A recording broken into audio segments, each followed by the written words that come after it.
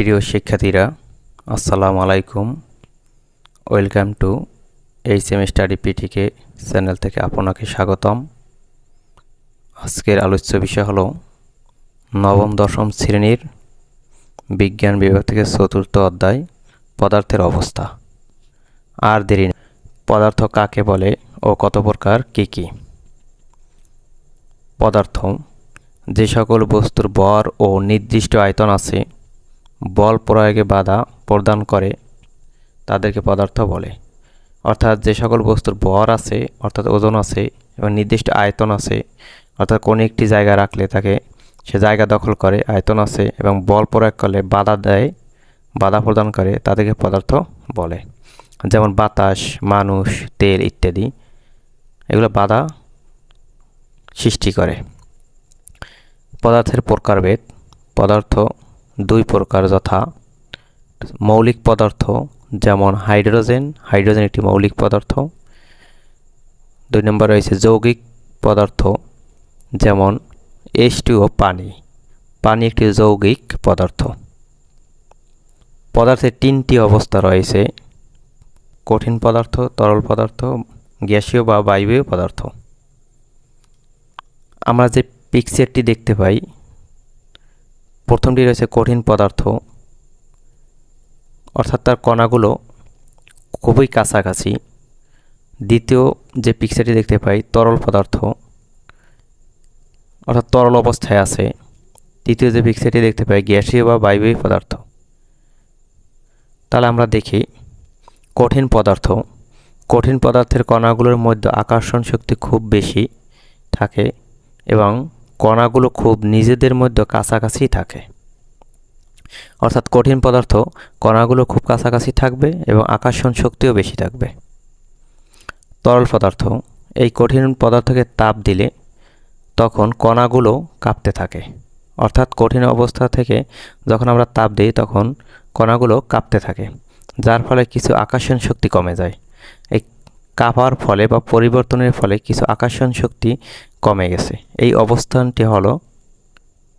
অবস্থাটি হলো তরল। পরবর্তীতে আমরা দেখব বায়বীয় পদার্থ।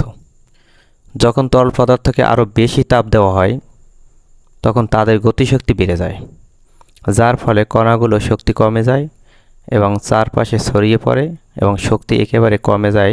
এই অবস্থাটি বায়বীয়। অর্থাৎ কঠিন পদার্থ থেকে আমরা যখন তাপ দেব তখন তরলে পরিণত হবে, তরল পদার্থে যখন আমরা তাপ দেব তখন বায়বীয় পদার্থ হবে।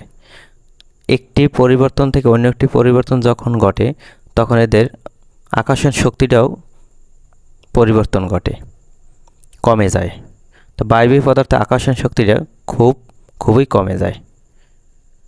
এখন দেখব পদার্থের অবস্থার কিছু পরিবর্তন। প্রথমে যে আমরা পিকচারে দেখতে পারি কঠিন, পরবর্তীতে তাপ প্রয়োগে তরলে পরিণত হয়েছে, পরবর্তীতে বায়বীয় অবস্থান পরিবর্তন হয়েছে, পরবর্তীতে পদার্থে আরেকটি অবস্থা রয়েছে প্লাজমা। আন্তঃনৈমিক শক্তি দেখি। কঠিন অবস্থা থেকে আন্তঃনৈমিক শক্তিটা খুবই কাছাকাছি ছিল, বেশি ছিল। তরল অবস্থায় আন্তঃনৈমিক শক্তিটা খুবই সামান্য পরিমাণ কমে গেছে। বায়বীয় অবস্থায় আন্তঃনৈমিক শক্তি নাই বললেই চলে এবং কণাগুলো খুবই দূরবর্তী স্থানে অবস্থান করছে। পরবর্তীতে আমাদের বিশেষ একটি বিষয় হলো কণার গতিতত্ত্ব। আমরা জানি সকল পদার্থ ক্ষুদ্র ক্ষুদ্র কণা দ্বারা গঠিত। অর্থাৎ একটি পদার্থের মাঝে অনেকগুলো ক্ষুদ্র ক্ষুদ্র কণা দ্বারা গঠিত হয়। পদার্থের এই কণাগুলো একে অপরকে আকর্ষণ করে এবং সে কারণে কণাগুলোর মাঝে এক ধরনের আন্তঃআণবিক আকর্ষণ শক্তি থাকে। এই আকর্ষণ শক্তি দিয়ে পদার্থের কঠিন, তরল ও গ্যাসীয় অবস্থা ব্যাখ্যা করা যায়। এই পদ্ধতিকে কণার গতিতত্ত্ব বলে।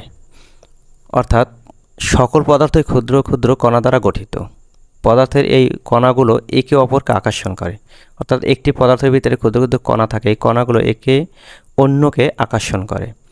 সে কারণে কণাগুলোর মাঝে এক ধরনের আন্তঃআণবিক আকর্ষণ শক্তি তৈরি হয়ে যায়। এই আকর্ষণ শক্তি দিয়ে পদার্থের কঠিন, তরল, গ্যাসীয় বা বায়বীয় এই 3টি অবস্থা আমরা কী করতে পারি?